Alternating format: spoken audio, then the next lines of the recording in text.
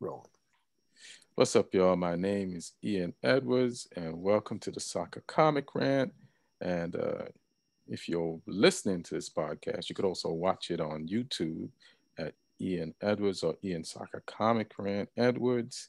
And if you do, like and subscribe, and wherever you're listening, like and subscribe if you got the choice to do that too, and tell some friends. And if you're on YouTube, if you got any questions or comments, just do it. Fill them out. We'll respond. We'll watch this. We'll read. We can read. We know how to read, and we'll respond to your comments, and we'll tweet this thing out, the audio. And it's available at allthingscomedy.com, among other places. And if you go to allthingscomedy.com, there's comics, some of the hottest comics in the country, that they have their own podcasts about different topics. And it's a good, fun time on that platform. So just go to allthingscomedy.com. Bill Burr has a podcast there. He has another podcast on there with Bert Kreischer. Tom Papa has a podcast there. Tiger Belly with Bobby Lee's there. And the list goes on. And our sponsor for this podcast is onthevolleyapparel.com.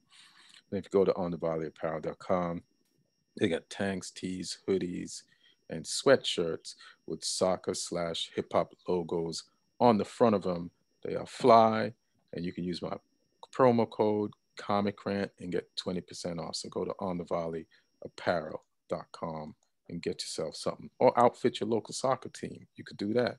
And my guest for today so far, might have another one, is Neil Chakravarty by way of India. Lives in San Diego. He's a stand-up comic. He's also a Chelsea fan, and Chelsea's doing good right now. So he's wearing the jersey. He's feeling himself, and it's good. What up, Neil? Hey, Ian. What up? What up? What up? Yeah, also, feeling pretty good. Feeling week. good. Yeah, been a good week because you guys won the Champions League game last week. Yesterday. Midweek. Yesterday? Yeah. Yeah. Who did you play yesterday? Like, I'm so confused about everything. Everything's like there's just too many. Up. Yeah, everything's happening at the same time, right? No, we played Atletico Madrid away.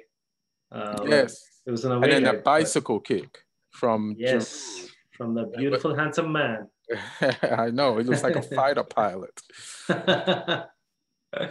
So, what do you and then you won this weekend in the league. No, you drew? We drew to Southampton. So let's go back to Southampton. How did you feel about the draw, and how do you feel about Tuchel overall?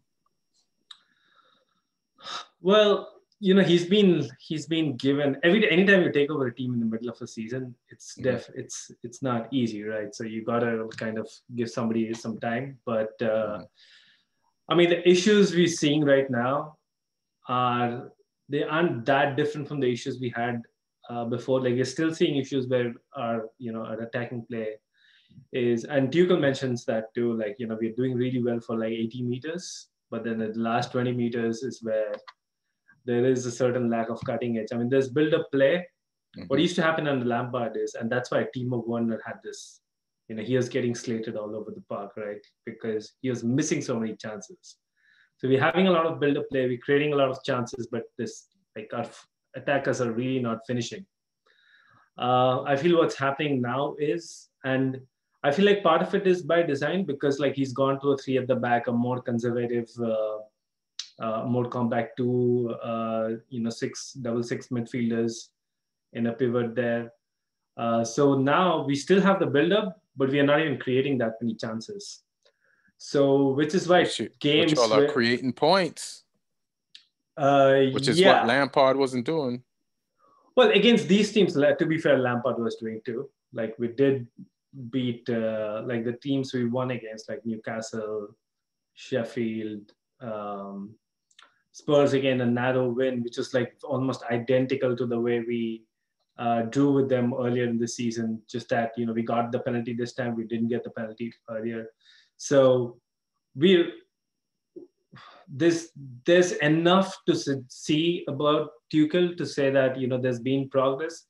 There's not enough to say that the progress has been significantly of a higher level. So I'm still waiting to see that. And I think yesterday was a great step, like against a team like Atletico Madrid, who we know what they can do under Diego Simeone. We played again a very controlled game, very professional game. But again, like those same things that I'm saying, like we aren't creating enough clear-cut chances. So we kind of needed a wonder goal. I was thinking it's going to come from a penalty, but it became a like a wonder goal from Giroud, and we got the points. And we, I feel like the team is at a stage where we need a few things to break for us, because it would have been really hurting the team if we played such a dominant game. We're playing games which are very dominant in possession. It's just that it's not. These are games like a well-functioning team should be winning 2-0, 3-0. But Should they? that's Should they? yeah. Look, we're not playing chopped liver out here. I feel like the media doesn't give other teams credit. Like, yeah, No, that's back in the true. day, like, every team has changed, every team evolves, and the whole Yeah, that means the league evolves. And back in the day, there's certain teams you'd expect to just walk right through. You know what I yeah, mean?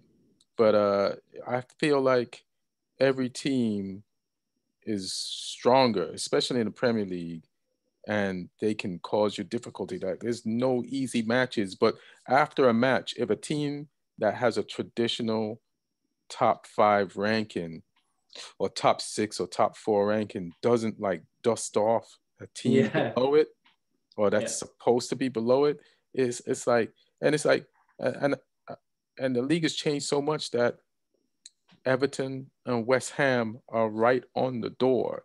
And it's not like this is early in the season. They're knocking on the top four door at a point in the season where they normally wouldn't even be close to it. Like it would be, yeah. you We're in know. the So final stretch now. yeah, so this is the final stretch, and I just think the league has changed, and everybody's kind of still being stereotypical and kind of disrespectful to other teams. Uh, and I do believe that Frank lost to some teams that even I would say he normally should have won, but it's like teams Yeah, the have their margins day are often. very tiny. Yeah, yeah. It's not like doing really badly or doing They've really shrunken. well. The margins have Yeah, the shrunken. Yeah. margins are really tiny. So whether you fall this side of the margin or that side of the margin can actually define your season. And I Hmm. think, except for Man City, we're seeing every team in the league, But like even the Man other. City, But I don't think right now, we'll get to because them. yeah. But But I unless feel you like want, there are so many clubs who are in that same situation where we know we have flaws, and we are kind of like trying to rectify them while playing 2 games every week, which isn't easy for any manager, especially not a manager that's coming in the middle of the season. So, I want to give Tuchel as much time as it takes. It's just that I'm still waiting for that one real big boy performance that it's too early. He's only been coach that for a month. yeah. So that's what I'm saying. Like I'm waiting for it. So Yeah. and yeah, I hope the now we play United, Everton, Liverpool, and then the second leg Atletico. So this is gonna be like a really critical period for Tuchel. Yeah. Well, my feeling is he's gone back to the tried and true. He's actually using the team, with the exception of Pulisic, that Frank Lampard used to keep his job the year before, and that's the irony. Like he's got Werner in there, Mm. and then Pulisic is out, but it's basically the team, that got kept Frank, with the exception of a player or two that, and he's going to try to true, and it's a good time to use them because they are more the players that he pulled out of obscurity, like are more rested than the rest of the league. So, like a player like a Spilaqueta, who's normally would be tired by this time of the season, he got Mm. fresh leg. Alonso got fresh legs. Rudiger was on the bench for a minute, so he's got fresher legs. Did you see about Alonso? Did you see the Giroud goal, like the build up to the Giroud goal? Yeah, yeah. So Lee Hudson, our friend and a frequent guest on the podcast, Southampton. he DM'd me right after the goal. He's like, I love how Giroud could score that wonder goal just because Alonso can't cross properly. Because That's Alonso hilarious. crossed, and as usual, it hit the first man, then it Hmm. bounced up. Hmm. It almost hit Mount, then hit another defender and went up, and Giroud scored. He actually scored because the Atletico defender did a David Luiz defender move and Yeah, and passed it to him by mistake. yeah. And he reacted like Giroud reacted like he was 21, like instantly, and he just bicycled it in the back of the net. And but yeah, I think Tuchel's doing a good job, man. The name of the game is getting points, and Yep. he's getting points, and he's only dropped points for draws. And I, I'm I'm worried about him this weekend as a Man U fan because we face you guys. But I'm also like, if we win, then it's a 6 point game, and It's a 6 point game. we want that challenge of a Mm. 6 point game. So if we win, we're 6 points ahead of you, and You're we 9 points ahead of us, I guess now, right. if you So win. yeah, so I'm looking forward for it because of that. Normally, like I am afraid, because we're playing this informed Chelsea team that is finding a way to win. Yeah, like you're you're not like killing the league as far as in the final third, but who is besides Man City? You know, Uh, I still feel we can do certain things selection-wise that can allow us to. like what? So that's another question I was gonna ask you. If you were Tuchel, what would you do? I think right now we are trying too hard to get Timo Werner going. Hmm. And that's where we are ending up playing a front two because Tuchel has pretty much said that he doesn't see Werner as a lone striker, Who? which me Timo Werner as a He lone doesn't. striker. He doesn't Right. see him as as a lone striker up front. Hmm. So basically, you have to play two guys up front, right? And you have to play Timo off that other guy. Hmm. And there are only two ways you can do that. You can either do it in a 4-4-2 or a 3-4-2-1 or a 3-5-2.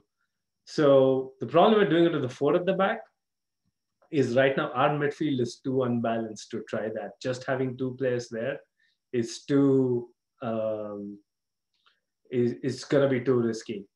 So the only other way you can do that is three at the back and then play Werner of either Giroud or Tammy.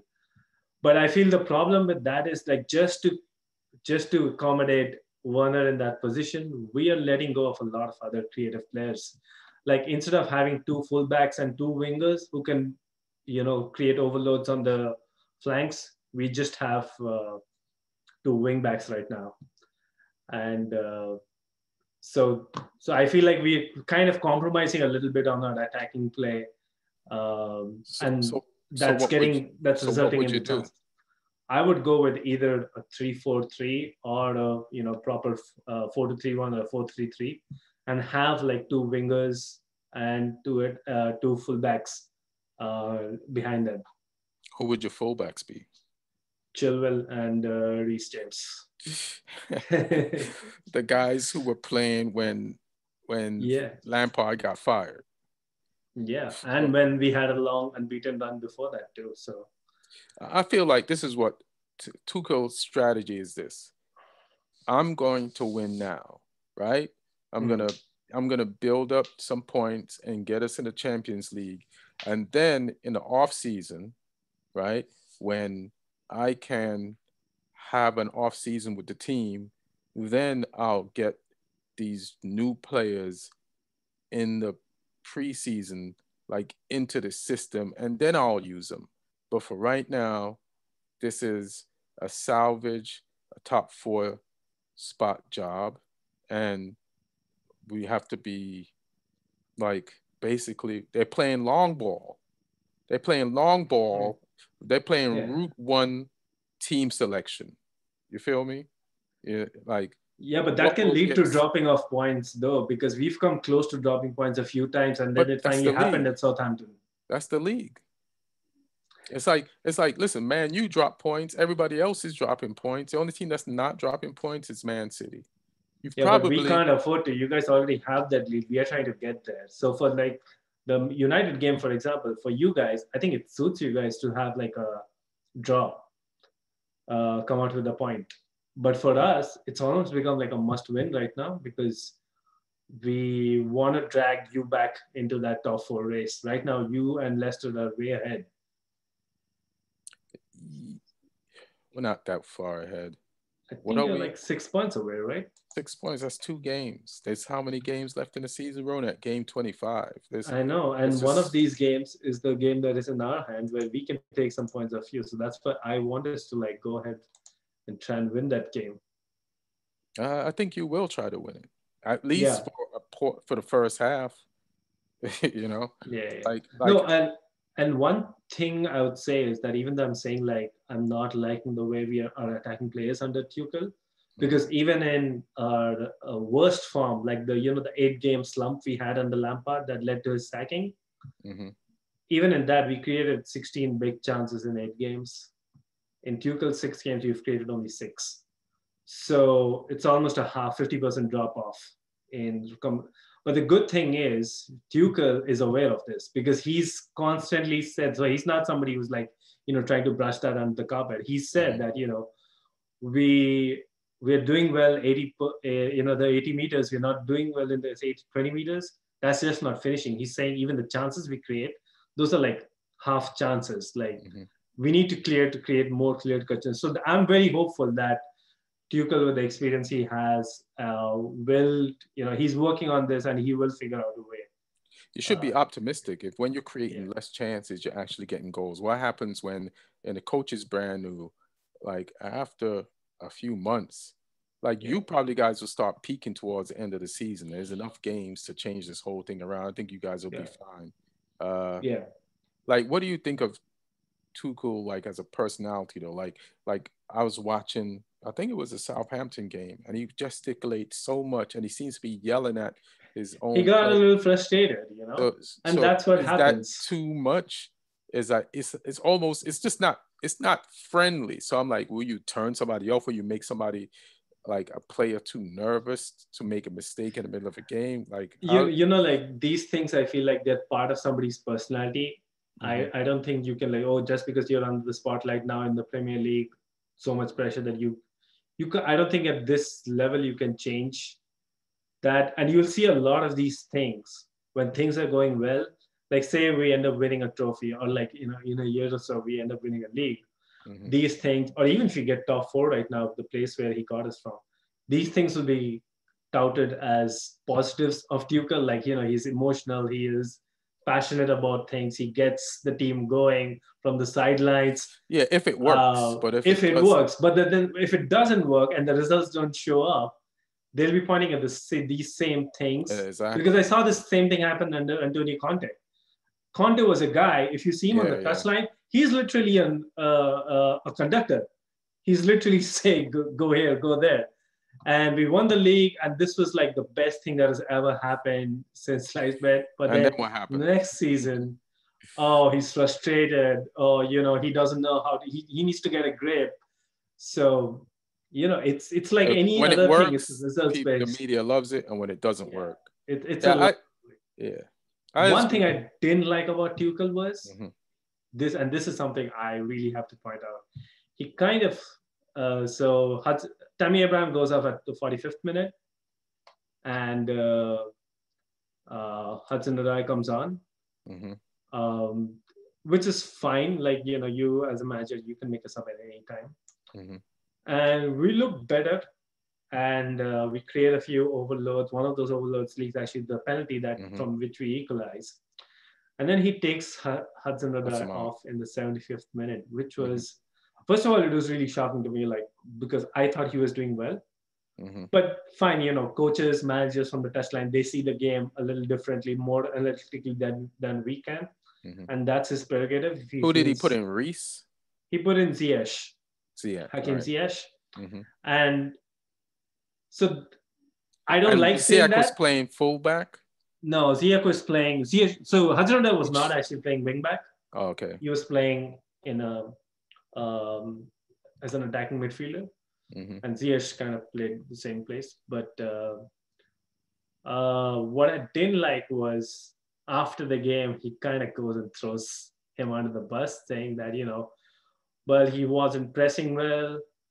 And I didn't like his body language. I didn't like his Yeah, yeah, I attitude. Felt heard like that. he was not in the game. And I'm like, well, But the he's stats came out after the game. mm-hmm. Hudson-Odoi had the second most sprints in the game, and Mm. he only played for 30 minutes.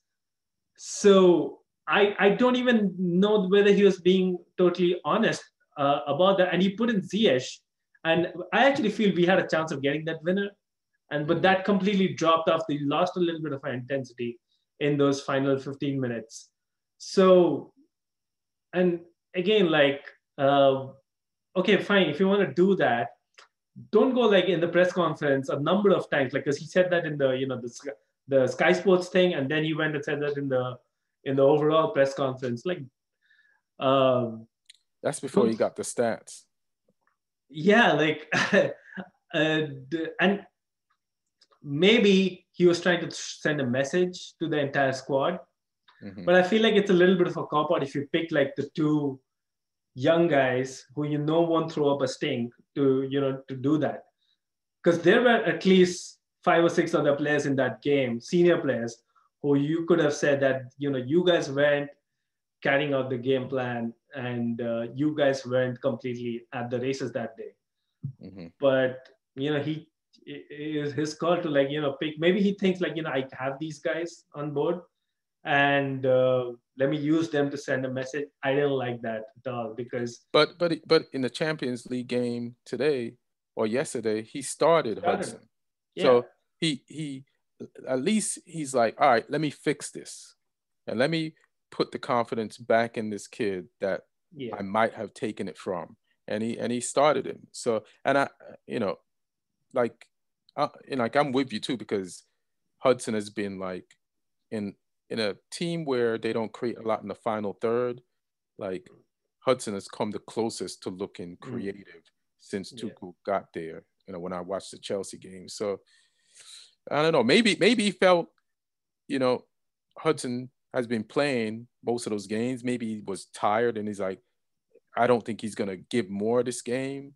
So and let me take him out and But then you put a wouldn't week. actually go and completely trash the guy Yeah, in the yeah, yeah. press conference, I said maybe. I said maybe. Yeah. So, and that's what made me feel more that maybe he thought, this guy, I've been giving him a lot of chances. Hmm. I can take a shot at him. And Hmm. then the rest of the squad knows, hey, you know what? Nobody's uh, immune. And then I'll start him the next game. So, Hmm. it'll be fine between me and him. So it won't be a big deal. But the problem is, in the long run, Hmm. Hasanur is still 19. Okay. He is going to have a bad spell in the next 6 months, in the next 12 months. Hmm.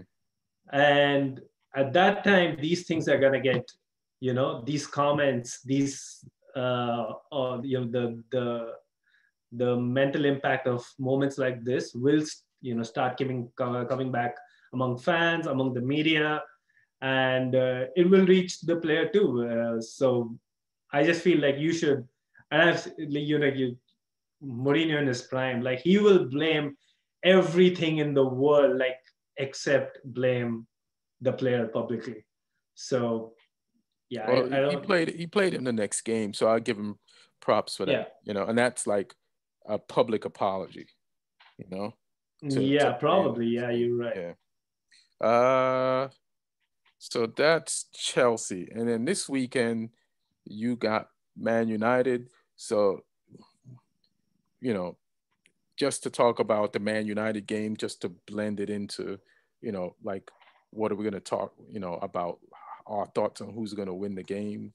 Uh, we played, who do we play? Newcastle, Yep, and we won 3-1. three But one. never, I can't say I've never, but the way the fan base reacted to the 3-1 was Like a like 1-3. it would it like Man City beat Arsenal 1-0. Yeah. They got more props for that win than Man United got for beating Newcastle 3-1. Like, the description of how we played was, described as like boring and kind of like uninspired, and we didn't look as creative, but we scored 3 goals on Mm. Newcastle, who ain't the best team in the world. But like I said before, this league is difficult. And when Yeah. people set up against you, it's like, no weapon formed against you. Well, sometimes them weapons prosper in the Premier League. You can't Yeah. get past them, and you can't score. And we managed 3 goals, and the Rashford's first goal was fire. It was a very individual goal. He did his thing, And then and Dan then James. they tied up, and then Dan James got his, and good for Dan James. And I feel like people ignored a lot of stuff in this game. Like Saint Maximum is a fucking firework. That if you light him, it could go anywhere. You know what I Yeah, mean? yeah, And you try yeah. catching a firework, that's like going all over. And the way Dan James helped Wan-Bissaka and Fred contain Yeah. Saint Maximum is very important, because that motherfucker, they stopped him a lot of times from coming out of his own half with that ball.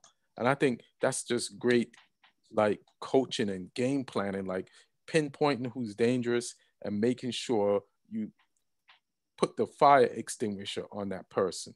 And I think it's like I think in this game, Solskjaer looked at the challenges of this game or this team of Newcastle and dealt with those challenges. And then in between that, we got the goals to score and prevented them from using what they had to hurt us, except Yeah. for the goal that they scored. So I think not only is good coaching, like I noticed those things. Yeah, it wasn't the most flamboyant win, but how is everybody, the same people, praising Man City for a 1 goal that they scored in the earliest part of the game and not scoring any more goals? But the Man United win was like pales in comparison. So yeah, that's the amazing thing to me. I'm not saying it was the greatest Man United performance ever, but they more than did with them what they had to do. I think a lot of our fan bases right now are going through a period where, we talk about teams in transition. I think Mm-hmm. our fan bases are also in transition. We really don't know whether we should be expecting this from our team every week, or we should be expecting this and be happy with it and Mm-hmm. take anything that as a bonus. Mm-hmm. So technically, Man United second best team in the league shouldn't. When you guys were the second best or the first best team in the league, Mm-hmm. you shouldn't be expecting moments of trouble against most opposition. But the fact that you're having moments of trouble in almost every game, I think that's what's really, uh, you know, That's the really league. messing with the minds of. That's the league. Like I think the fans did see the chances in the Man City game, or they don't Yeah, feel like they don't fear those chances that Arsenal had against Man City, which they had a few.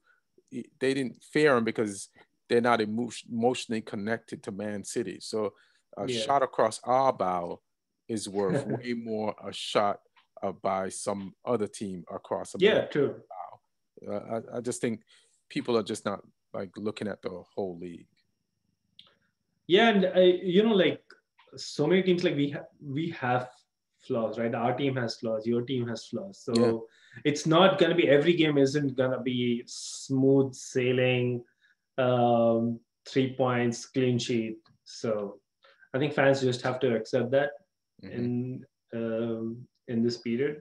And Mm-hmm. yeah, you can always expect your team to do your manager to keep progressing Mm-hmm. and move towards that smooth level of performance. But yeah, it's gonna take time. All right. What do you think of your chances against us this weekend? It's the big marquee game. What's up? I like our chances, but um, I again, it's like unless I've not seen a single game where we are like creating or scoring freely. So Mm-hmm.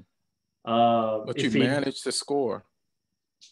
yeah, but I don't think wonder goals and penalties are sustainable. So Mm-hmm. like it cannot happen too very easily. So So yeah, I feel like it's a pretty even game. Yeah. I trust the defense a little better than I trust United's defense, but I trust Mm-hmm. United's attack a little better than I trust our attack. I mean, between the two teams, you Mm-hmm. guys have the attacker who is most informed. I mean, you guys have one of the attackers who's the most informed in the league, right? Bruno Fernandes. Fernandes. Yeah. So um, there's your difference maker right there. So um, yeah, it should be a good game, and I hope we play Conte. I'm not liking the fact that we are not playing the Conte is now He's finally he's fit, out. and we're He's not out, playing bro. him. Yeah, He's yeah, out. I feel like that's a Yo. strategy that that will eventually fail because I've seen it fail in the past. right So right now it's working. yeah, Your uh, coach is obviously Tuchel is obviously uh what's his name? What's your he's a Jorginho fan and a Kovacic fan.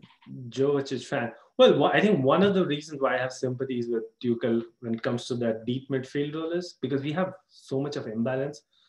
We have Kante, who is a defensive midfielder, but not a holding midfielder. He's a defensive midfielder who likes to move. Okay. Mm-hmm. And then you have a holding midfielder in Jorginho who can't defend. And then we have a third guy in Kovacic who's great in the build-up, but is neither impactful in either defense or in offense. So he's gonna take some time to like get all these pieces together, you know. But I feel like the path of least resistance is you play Conte.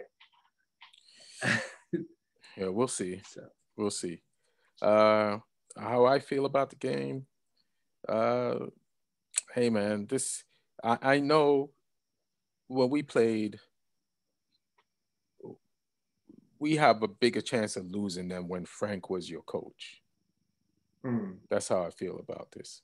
Because the first, when Frank came in the league, he came straight at us and opened Chelsea up. And your defense wasn't that great. And we yeah, scored a bunch of goals. And then you missed some chances. And then the yeah, last time, like everybody got cagey and was not trying to give up a goal. And now you have your defense has been, I feel like, playing better. So it's going to be yeah. harder for us to score. And our defense got mistakes in it. So I feel like we can win or draw. Hopefully, we'll win and we'll take that step ahead of you guys and put you in our rearview mirror. So we just can't open a lot, and this will probably be a game that the Man United fans will hate the way we played. That's how I feel about this game. Possible, yeah. Yeah. Let's see. But nobody will care if you get the 3 points. I think Yeah, it's the they won't same care if we for get the Chelsea 3 points. fans too. Right. Yeah. Don't. It's a marquee game, Chelsea versus Man United. But Man United fans, don't be like. I already know how y'all gonna feel about how we played, unless we get blown away and surprised completely. Uh, so I already talked about the United game against Newcastle. We talked Chelsea and Tuchel, and big marquee matchup this weekend in the Premier League was Arsenal versus Man City, and we'll talk about that before we go into the Merseyside derby. Did you see that game? How did you feel about it? I That was kind of a said some stuff pretty already. interesting game. Oh yeah. Yeah, and it had all the flavors of like a proper, uh, like contentious derby. Mm-hmm. And yeah, I mean, I think Ancelotti did what he's been doing at Everton pretty successfully, Is where that what you I said? can. I said. Did I say Arsenal versus City, or did I say? Oh, I thought he said the Merseys, Everton, Liverpool. Yeah, I said we'll get to that, but I Oh, just okay, just okay. just walk me. Arsenal, Man City. I saw the game, and I thought, this is like the Man City was pretty much like, holding a kid at arm's length and just letting them Isn't that what they do with throw a few everyone? punches. Well, it became pretty stark here but I think the most interesting moment of the entire game was what 4'6" Raheem Sterling getting over Holding and Gabriel to like head the ball. Mm-hmm. I was like, that should be one of the ways Manchester City should not be able to score against you. Yeah. How do you let that happen? How is it one of the shortest players in the league scoring Yeah, win a header against two of the tallest players in the yeah, league? And I actually and think there was Leno too. Gabriel Like and it's Holding are pretty solid, yeah, like defenders, and they're coming into their own. But yeah, that little separation that he got and that cross from Mahrez, yeah, as I say, and he just pulled off at the right moment. Like he knew where the cross was going to go compared to them, and that could be, that's with playing with somebody in practice yeah. and But I just knowing haven't more than the seen. defender. Yeah, I just haven't seen Sterling head a lot. No, So it's not his thing. yeah, Yeah, it's not his thing, but um, it just credit to Sterling, man. He's like staying on the scoreboard and just Man City period, like you said, like they're holding a kid at arm's length. It's yeah, like it's like when they score a goal that early and they have this reputation of yeah, like blowing teams out, the maturity to not be able to blow the team out, but not let them score on you for the yeah. rest of all those minutes is pretty amazing. And like Mhm.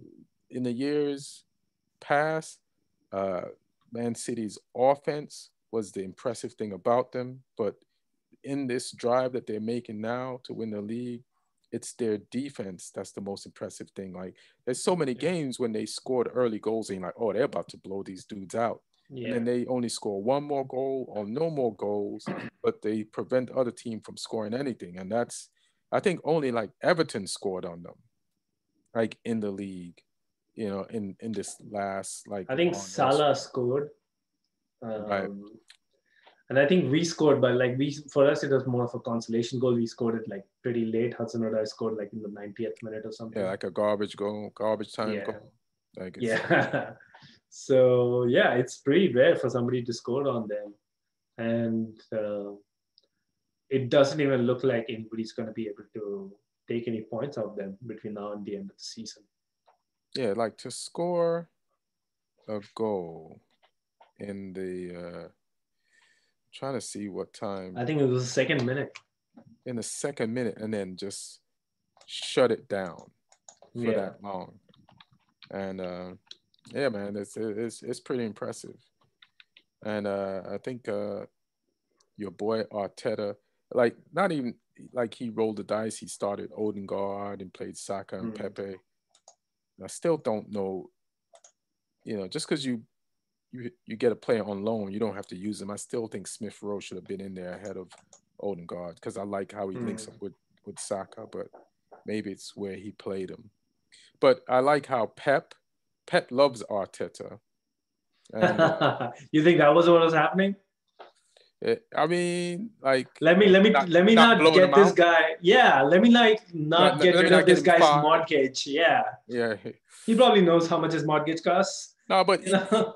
he probably tried to not save his mortgage on the field, but after the game in the I've never seen like it's rare when one coach praises another coach as much. Like he praised him more than his own players who won him the game and gotten the 3 points. He praised Arteta more because he's just trying to like he's trying to sell Arteta as a good coach and he's trying to buy him more time with Arsenal, which is Yeah. counterproductive because if Arteta turns into what he thinks Arteta's going to turn into, he's going to give Pep hell down the road in games that they have coming up. But he's like, you can tell Pep doing his duty as a homie to try to save Arteta's job after the game and to send words to Arteta's board to keep Arteta looking positive. So at the end of the season, you don't get rid of him. But that Yeah, that was the funny thing to me. I can imagine like people in the Arsenal board like trying to make a decision, but then they're being played quotes on Sky TV of Pep can't get enough of this guy. Like he's going on and on. Like it's Pep Guardiola. Like Mhm. he must know something. Right. So Yeah, yeah, it was just that was the funniest part, like after the game. But yeah, Arsenal lose again, man. And let me see where they're at in the league. You know, they down there. You know, not down there, but you know, they're where are they? They're 11th. I think it's more than the loss because I think you expect Arsenal to lose to Man City right Right. now. It's just that when the game is 1-0, you expect any team in this league, and that is, and I'm including like Sheffield and West Brom or Fulham in that, to make a go for it in the last 15 minutes because it's still a game you can take something away because you just need the one moment. So you don't think they did? I thought they did. I don't think they did that enough. I think it was like a lot of going through the motions. Yeah. And I think the players felt like, you know, they had kind of accepted that, okay, this was a 3 points that were anyways never ours. So let's move on to the next match. So you're accusing Arteta and Arsenal of what you were accusing me of accusing Pep of doing, kind of. Oh yeah, but from the other side of the yeah, but from the other side of it. Yeah. I felt like Arsenal kind of tried. You know, they gave what they had. They just, you know, one impressive thing about Man City is their press. Like they got this press that, like, if you start attacking them, they will press you back to your goalkeeper. Like if you come in their half and get near their 18-yard box, they can press you all the way back to your keeper and then make you kick the ball back to them. Then there was this one play where Arsenal pressed City and somebody passed the ball back to, what's the name of their goalkeeper? Man City goalkeeper? Edison. And he kicked this direct, straight ball that actually the week before caused the goal. And he did it again. I was like, oh, this is not an accident. He can do this. And it didn't get to the player, but last week it scored a goal. I was like, this is like, oh, we got on a range of weapons. Which one are we going to use this week? Imagine what that does to the next team that are going to play Man City. Like that's supposed to be one of the like that's supposed to be one of the most safest things you can do to just buy some time in a game when you're playing against such a great team. But now you can't even do that. Yeah, because if you press them back to their keeper, he'll pass a ball to the forward who's just chilling with just one of your defenders because all your players are up pressing, and now you're exposed. It's just this guy, he controls it. He just has one defender and a goalkeeper to beat. It's pretty fucked up. Yeah, it's pretty fucked up to be in that position. I want to jump down to the bottom of the league for a second before we go back up. And last week I asked the question, do you think Newcastle will get caught? And I forgot what your answer was. What was your answer last week? I think Fulham. I am on the Fulham train. I'm on the Scotty Parker train. Yeah. I want them to catch. Because motherfucking choo-choo. Also, that'll probably light an ass under Newcastle to like not just coast through the rest of the, because what is happening was somewhere around January, it felt like the 3 relegation teams were so far back, right, that there's like this whole bunch of teams that really have nothing to play for the entire the rest of the season, and that's no good. So I think it's good that Fulham's getting some points, and now it's down to 3 points, I guess. Yeah, now it's down. Now Fulham has 22, Newcastle has 25, and they're completely reachable. And then listen, and they play each other, right? Brighton's touchable. You know what I mean? Let me see. And you know what I think? Newcastle plays Wolves this weekend, which they can completely lose. And then Fulham plays Crystal Palace, which ain't easy. But I have a feeling, I think I looked this up a couple of weeks ago. I think Fulham versus Newcastle is the last game of the season. Let me check that. Which, the way it is now, that game is going to mean something. I mean, regardless of when they play, that game definitely means something. Yeah, it's the last game of the season. That's going to be a crazy finale. Yeah, that's the perfect finale. Yeah. For right now. It's like Sheffield ain't going nowhere. West Brom ain't going nowhere. They've settled at the bottom of the Lemonade Cup, and they will get out that glass last and second to last. And Fulham has a chance to do something. Even though there's enough games for West Brom to do something, I No. just don't see it. But Fulham plays some beautiful ass football, and it's great to watch them. Newcastle has a lot of good players on their team, like the Saint Maximum and John Joe Shelby and Almiron. It'll also be weird to see those guys go down. You don't want to see a St. Maximum go down, but Fulham just overall plays better football. Brighton, I don't want them to go down because of the brand of football that they play. But They're an amazing team. They are literally one really half decent goal scorer away from being yeah, a top half team. yeah.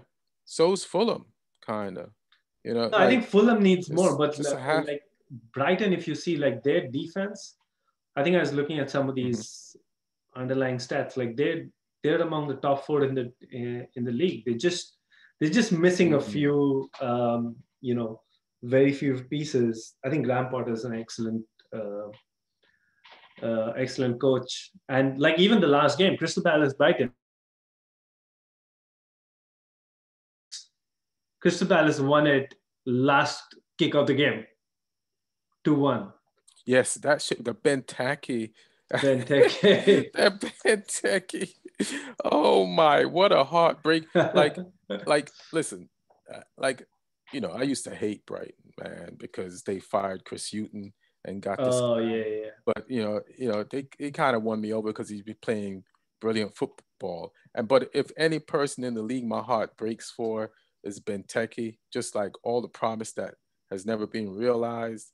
And then in this game, like he got like that last kick, like across the goal. Poor goalkeeper could not reach it, perfect angle, and he peeled off on time, and he caught it right.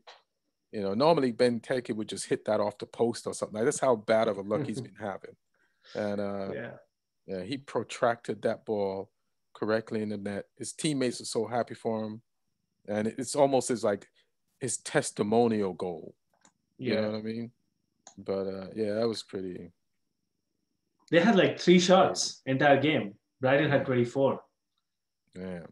It's just crazy how they can score like 2 and Brighton scored 1. Yeah. Brighton, first of all, whose goal was it? Brighton had 75% of the possession. It was an insane game. That's what I'm telling you. Like, so you said they need a scorer. I said they need a scorer too, but I also feel like Fulham has high possession too. Yeah. And I think both teams at the transfer window made moves that kept them in the. Well, Brighton definitely is still in the league, but they made moves and got players that could both keep them in the league. Like attacking players. But I think the Fulham needs a scorer too. And like you said, Brighton definitely needs one. I agree with you. But Christian Benteke. A friend of mine is a Liverpool fan is saying, you know what, looks like we do need a number 9 to compete with Firmino. So let me ask you a crazy question, right? So Brighton's coach, Graham Potter, right? Yeah. What if he was the coach of Chelsea? I think he would do it. I think he has a way of playing that with better players will get better results. And it's not just this season. I think it's even last season. I think he showed that. So it's not like somebody who's just had a flash in the pan. And I think his system is good at both ends of the pitch. Like it's defensively good. It's even offensively good. So definitely with good players in those positions, I think he'll do really well. Yeah, if he had Chelsea. Yeah. I mean, he wouldn't win the league because I don't think anybody's going to win the league, but he would have gotten probably, yeah, he would be in the top four. He wouldn't be out the top four right now. Yeah, he wouldn't be out of place. And I wouldn't argue with that. Yeah. That's so fucking bananas, bro. Like, like with managers, a lot of it is down to, it's not like players, right? Where everybody starts around the same time in an academy and then they keep moving up, having the senior debuts around the same time. Mm-hmm. Managers, it can go all over the place. You have like so many points of entry. It may take you a very long time to get to a place where, you look at Maurizio Sarri, the dude, he was a banker to the age of 40. He left his job, started coaching absolutely the most bottom of teams, like amateur teams you can. And it took him almost 25, 30 years, but he finally did win a European medal. He rose up enough to get fired from Chelsea. Yeah, which puts you in the absolute upper echelon of Jose Mourinho, Carlo Ancelotti, Conte, Antonio Conte, it's Luis Felipe Scolari. Except they won something. No, he won too. Manchester City won the Europa League. With Chelsea? With Chelsea. Oh, yeah, I forgot. Yeah. And then he won Serie A with Juventus. Yeah. So, we could win Serie A before Pirlo got there. So I'm saying, like, people like Graham Potter, it'll be interesting to see where their careers go. Mm-hmm. Hey, Martin's here. The poll. Martin, let me ask you a question. Tell me. So we know Spurs suck, right? No, we don't. Yeah. For nothing. What? If you check the news, they just won 4-0. Yeah, Europa League. Yeah. All right. I mean, you cling to what you can cling to. But I got a proposition for you. So let me ask you, Neil. Tell me. Would you switch Potter for Tuchel? No. No? Why? With who for who? Tuchel. Graham Potter and as a coach of Chelsea.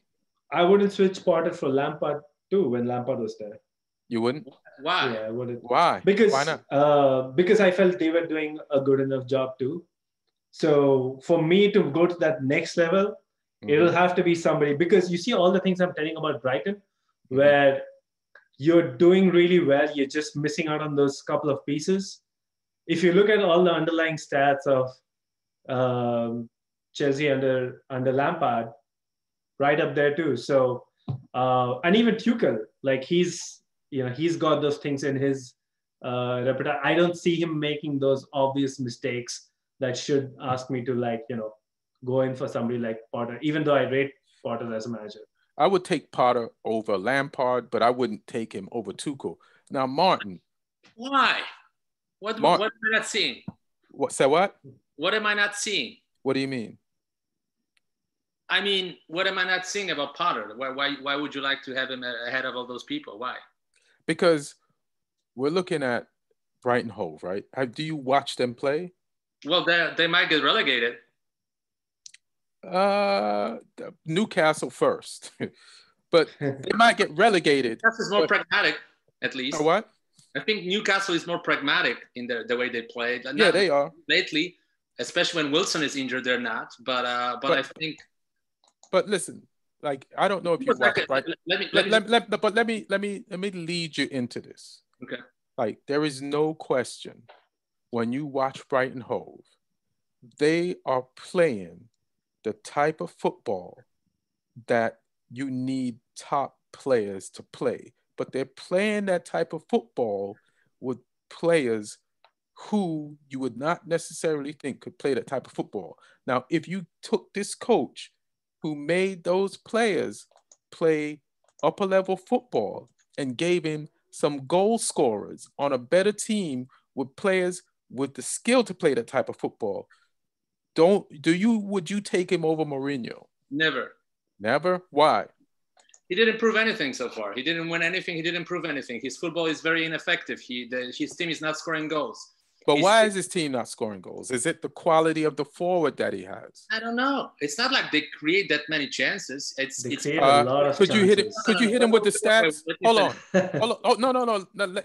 You have to hear the stats. Hit him with the stats. Yeah. Data this motherfucker. They have the 8th best XG in the league. So what's 8 best what? Expected goals in the league. So basically, they're just missing one goal scorer, and they have the 2nd worst goalkeeper in the league.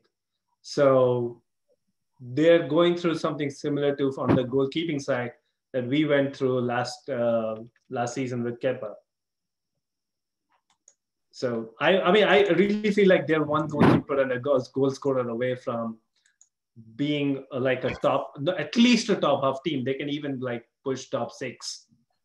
Okay, I'm gonna hit you. You hit me with stats. I hit you with facts. There was a team in the Premier League history like 7 or 8 years ago called Blackpool, and they played very attractive football. And they went down, I believe, after 1 or 2 seasons. And everybody was saying, "Oh, they're playing such a beautiful football," but it didn't lead to anything. So I agree that they're nice to watch, but there's no final product. And I'm not saying it's no, but even there's no final product because their best goal scorer is Neil Maupay. So okay, so what's good about Graham Potter? What's good about it? What's good about because they're very attacking. The team looks cohesive, and you could tell he's missing the financial quality to buy a goal scorer. So what? He just bought 2 Polish players for record money. Record money for who? For Polish players. For Polish players. That's a key word. Like, first of all, you're buying Polish players. The only Polish player worth a damn is Lewandowski. So, and then maybe a few. But are there any other quality scoring Polish players? Let's be honest. At least 4 of them. There's Milik for now Olympique Marseille. He was at Naples. And there is Piontek, who was at Milan. Now it's Hertha Berlin. And then you have a couple more wingers. Yeah, but they're not the ones that Graham Potter bought. So, boom. I'm just saying, this guy can coach, and I don't even like him. But when I watched him play, comparing to Mourinho, who won everything in football, like this guy didn't win anything ever. Not yet. No, that is true. That is true. Just getting his chance, also, and he's younger. How is he supposed to win like Mourinho when he's younger and he's just getting his chance? Mourinho at his age was already winning a lot of things. But Mourinho coached Porto, which is not a slouch. Like Porto didn't come in the league and grab one of the top teams. Like Mourinho came into the Portuguese league and he came into it right place, right time. He was a great coach. You know what I mean? It's like Brighton Hove, but they ain't got no history. This Brighton Hove fans gonna be mad, but come on. Yeah.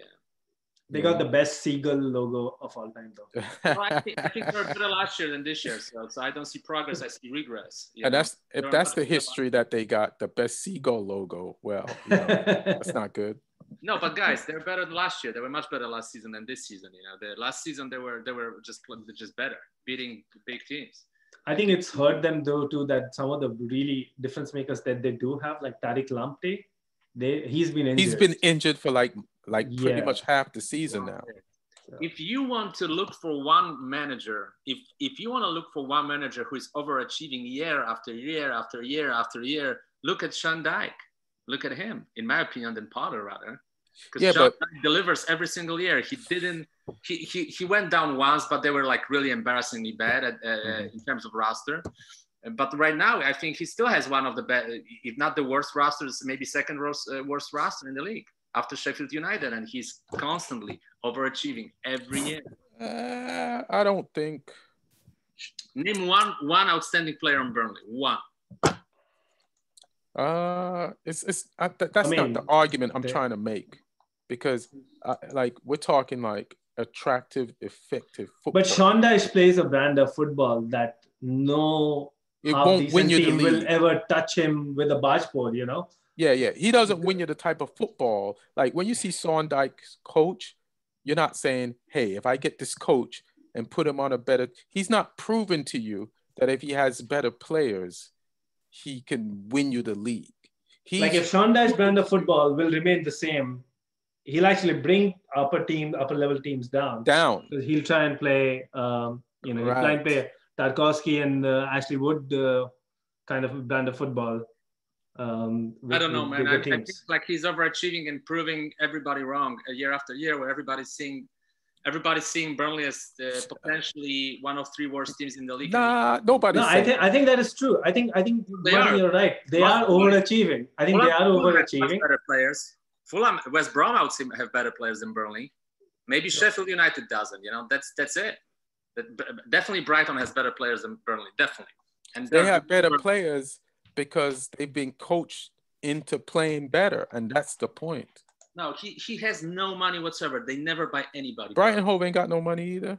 Yeah, they're buying players. You can't just give them money to make your argument. They have Lallana, they have Lamptey, they have a bunch of like really Lallana, he plays 3 games this season. They got him because like he's at the end of his career. But even Neil Maupay was kind of a name, Yeah, Maupay. Maupay and Conley are divers. They're little dudes who want to get near the box, and they want you to sneeze so they can go down. This team is balling with nothing. All right, we don't have a lot of time, so because I got to go. I still give my heads up towards Sean Dyche. He proved more. Does job every year with little next to none in terms of quality. He keeps his team in the Premier League, which is kind of a miracle if you look at the players he's no, but I think like we were talking about one more thing that goes in his favor. Whenever there is a crisis in Burnley, he knows how to stop it. He knows how to stop the losing streak always, every single time. No, but you look at Sean Dyche and you look at this. Look at the level of club Burnley is. I sort of get the feeling like Sean Dyche is a Burnley manager. I feel like Graham Potter can grow on to be maybe not next season, maybe in a couple of seasons or in 5 seasons, he can grow on to be. I think he's better than Southgate. I think he's better than Southgate, manager. And I wouldn't be mad if he was the next England manager. But if you told me I'm going to make Sean Dyche the next England manager, I'd be like, come on, man, let's not do that. Yeah, I think any of our clubs, I feel Graham Potter will get more of our clubs than Sean Dyche should. Yeah. I think that's what I'm trying to say. Martin, did you see Atalanta versus Real Madrid? No, I was working. I've seen highlights yesterday from games, and actually I made a bet with we have to talk about Atalanta versus Real Madrid. No, I just wanted to say that I made a bet with Janusz Michalik about that game because he was saying that Real Madrid is in crisis and they're in trouble, but I still was pretty confident that they're gonna handle their business in Bergamo, and from what I've seen they did. But please continue. Well, there was a controversial red card in the game. Now, what happened was, from what I understand of the law, like when you're being tackled by the last man and they get you and not the ball, then you're gone. It's a red card, straight red. Now, we had this instance in this game, but the player who got the red card was not the last man. There was another player on the same team, another Atlanta player closer or further away or closer to his own goal. But the ref gave the red card because he said that guy would have never been able to come over and stopped the Real Madrid player after he'd gotten past the player that fouled him. Have you ever seen anything like that? And what do you think is the goal? Is the ref seeing into the future, or should he have made that a yellow? And the guy got fouled outside the box, like right outside, not like he was in the box. So the ref is saying the other Atlanta defender in the box wouldn't have got over before the Real Madrid player took the shot. And Neil, you saw it. What do you think of it?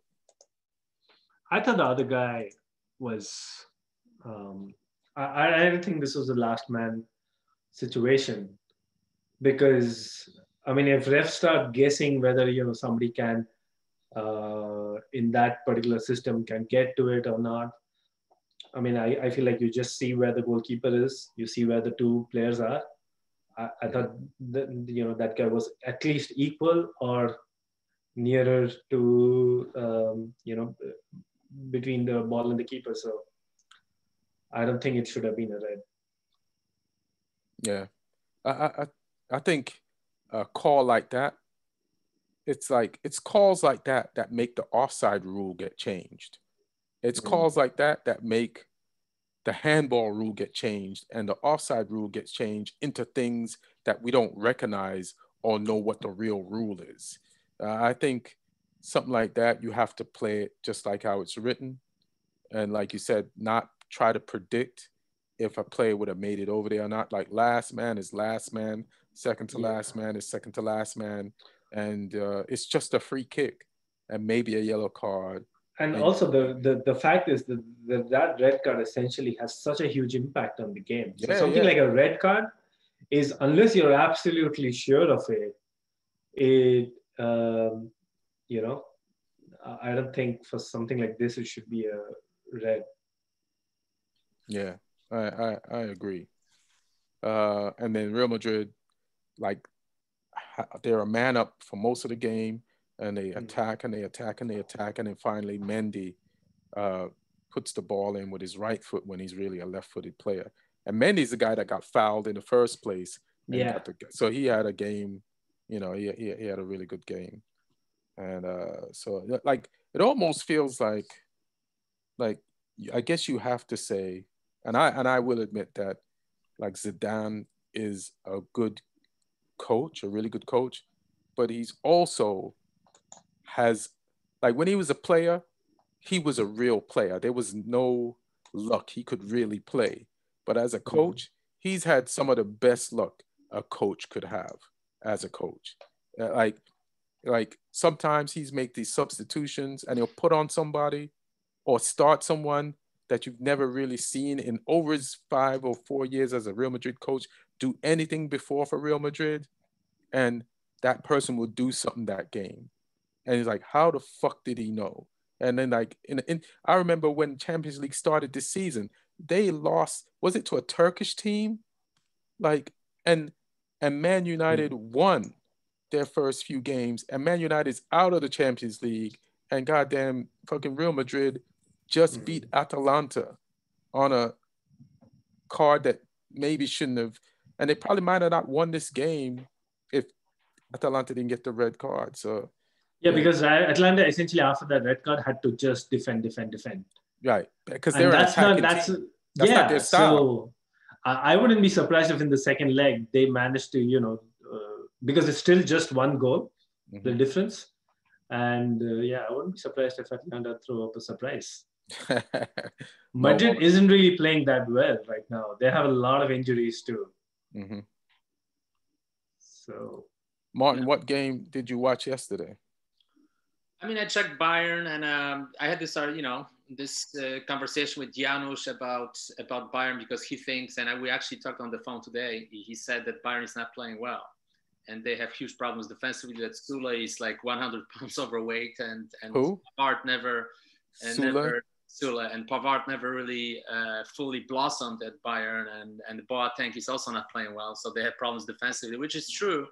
But I think I made a comparison when I was giving my counter arguments to Janusz that Bayern Munich is like they're like coasting a little bit here and there. They're not in every game 100% committed, because they know that at the end they'll probably win. So in the Bundesliga, they'll probably win again. Nobody won more trophies in football in the last year than Bayern. So they don't feel like they have to be 100% in every game, because some of that hunger is obviously gone. But at the same time, they're solid enough when it matters. When they need to speed it up, they will speed it up. And they did speed it up yesterday. And they showed everybody that they're still the best team in Europe. And the only possible threats to Bayern is either City or...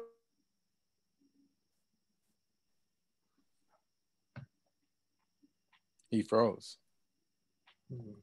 Thank God the internet shut him up. So we'll keep it moving. We only got like 5 minutes. Anyway, he came on like right at the end. I'm trying to figure out what the last thing is I want to talk about. And I guess it's the Merseyside derby. What's your take? Derby. Yeah. Yeah. I think I was, I mean, again, Ancelotti, he's a really nice, like a very experienced big game manager, and you've seen him do this a couple of times this season. Like you go up and he knows how to like close out a game despite not playing. It's not like he's gonna play. You keep making mistakes. He has a team that can make you pay for it. It's just that nothing is really working for Liverpool right now. Even from like an offensive point of view, they have a bunch of forwards that are, I mean, they're world class, but they're like really out of form right now. And of course, like we know about their issues at centre back with all the injuries and stuff. But now they have the centre Didn't they backs. lose? What's his name this game too? Henderson. Yeah. Henderson went out, and Nat Phillips came back, which I don't think is that big of. It may be a blessing in disguise, because I feel like there have been times in the season where Nat Phillips has done well, but he doesn't get chances. So maybe he gets a run, and he is that elusive centre back who you can trust for a bunch of games. But yeah, I mean, again, they continue playing that high line, which I really don't know if that's when you know you have so many issues. I don't know why you keep persisting with that. You know, the couple of other things they can do. They can maybe go to a 3 at the back and actually free Trent and Robertson to do more things offensively. But again, Klopp has never tried a back 3, at least not in English football. I don't know if he ever tried it in his previous jobs. So he ain't got no defenders. He got to try a back 3 with no defenders. Well, he'll only be using the wing, but then his wing backs won't be able to. Will his wing backs? Well, it actually, a lot of teams, when they don't have good centre backs, that's what they do. They add that extra cover. But then they lose. But who are they going to be the back 3? Well, it'll have to be, I think, Kabak, Nat Phillips, and then if Fabinho comes back, you play Fabinho there. Oh, okay. And I think Fabinho is back.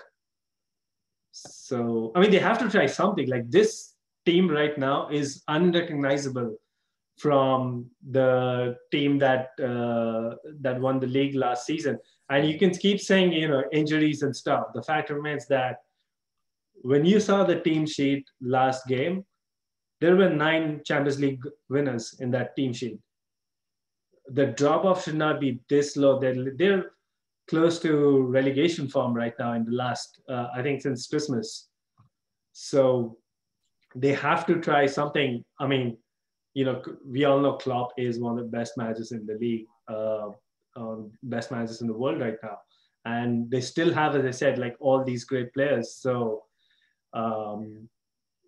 it won't be shocking if they can turn this around, because you expect over a period of games for such a quality group to find answers. But yeah, it's not just it's been 11 games now that they've won 2 in 11. So, all right. Martin, what do you think of the Merseyside derby? And then we're out. I mean, they're in a deep crisis. They haven't been in a crisis like that in a long time, and I'm glad, because they stole some, you know, all the spotlight from Spurs. I'm pretty happy about Liverpool. Not really. Liverpool, keep going. So that's good. I think they're in trouble. They have to start winning. They'll be out of top 4, and I think out of top 6 too. Because if they will be not able to finish top 4, I don't think they want to finish top 6. I don't think they want to play Europa League. Yeah, doesn't seem like a good deal for them. So they have to go, get better, and I'm sure there will be a lot of buying in the summer, because it looks like this formula is kind of finished offensively. They need to shake things up. Minamino kind of didn't pay off, so they loaned him to Southampton, and he scored an amazing goal for Southampton. This weekend. Yeah, I was like, oh shit, that's what Liverpool bought. That is another thing. Like Liverpool, you know, there's so many concerns with injuries and stuff. Why are you still loaning out players? Like, if you're worried about squad depth, this is not the time for you to go and give somebody game time so that he is fit for next season. You have a crisis on your hands this season. Yeah, it's mainly defensively though. The injuries really hurt them a lot. Yeah, I mean, it does. you have to say that. I mean, it makes huge difference to play Yeah, it with does. any center back, pretty much. You know? Yeah. Not one of them is healthy. And we're talking about arguably the best center back in the business in Van Dijk. Like you're losing your Messi of defense. Yeah, and then Matip and Gomez. You know, not Messi. You're losing your Lewandowski of defense. Imagine Bayern without Lewandowski. Yeah, Bayern without Lewandowski, Lewandowski, Miller, and and Coman, you know, like or someone else. The best defense in the Premier League, the best center backs, they're gone. Yeah, Henderson is playing as a center back, and he's not. And then he got injured. And he's not a center back. Yeah. But they still have like a world-class goalkeeper, a world-class left back, a world-class right back. You know? Yeah, but listen, without center backs, you can't play football. Yeah, that's what I'm saying. That you have center backs, you just don't trust them, right? And you knew about the center backs issue back whenever Van Dijk got injured. It took till the entirety of January for center backs till. Why did you wait till the last day of the transfer window to get center backs? Because they tried to figure it out with their midfielders in the back, and it didn't work. And they say, you keep. That's the definition of insanity, right? You keep trying the same thing over and over again. It's not an easy system to just blend into right away. You know, like they play there's a specific way of football. So what is the guarantee that you buy Vestergaard from Southampton and he'll fit in right away? You know, like he might also. Southampton's not selling him. No. But at least you give players. No, but to your point about that it takes time. Therefore, you fix this on the first day of the window. You don't wait till the last day of the window and get two guys from the worst defense in the championship and the worst defense in the Bundesliga. Brentford is doing pretty good. No, this guy's from Preston, North End. Okay. And the other guys from Schalke who haven't won a game in. They had a record of just not winning games. Mm-hmm. So I found very either a lack of planning or they had some plans and none of them worked out. Which for a club like Liverpool, a club like Liverpool's stature, you shouldn't be leaving so many things to chance. Yeah, but it's a bad luck, man. It never happens that you lose a center back. Yeah, I'll give them I'll be like, shit happened to them badly, perfectly, and it's just falling apart at the back. It's lots of injuries, but my gift to them is, hey, use Naby Keita. He was a part of your Premiership win, and you put it in Shaqiri, Oxlade-Chamberlain, and the Williams kid, which is cool. But use Naby Keita. He's there. I don't understand. It's the same thing. When I say, hey, use Bernardo Silva, that's when, Man City turned it around. Of course, I'm an Oracle, baby. And I'm telling you, why is Naby Keita not in the game? All right. Martin, thanks for joining late, but I got a 7 o'clock Zoom. I got to join, so that's why I got to get out. Aaron Brungardt, thanks for producing this. Neil, thanks for coming through again. Martin, it was good to see your face for only 5 minutes. Still too much. And you missed us bashing Spurs. We didn't really. I'm glad I did. Yeah, you came on time. Perfect. And we out. Like, subscribe, and thank you. One love, everybody. Yeah. Peace. Bye.